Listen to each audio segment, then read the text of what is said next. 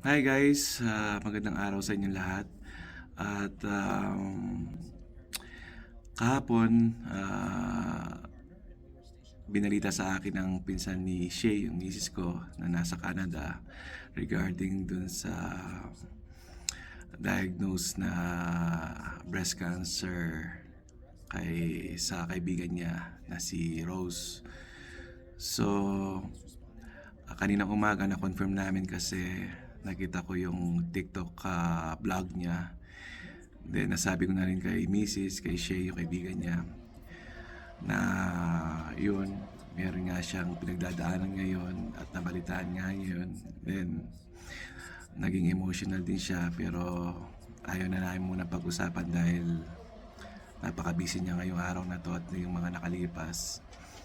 At for sure sa mga ganyang bagay, ayaw niyang mga minsan pinag-uusapan dahil minsan nanghihina rin siya, lalo na kaibigan niya tong kaibigan niya. So sis Rose, pagaling ka at kasama mo kami sa mga dasal mo, and kasama mo kami sa pagdadasal sa laban na to. At kung ano man ang may tutulong namin sa iyo, sabihin mo lang, nandito kami para sa iyo. Ito nga si Stephen, may mensahe siya sa iyo. Tita Rose, I hope you will heal.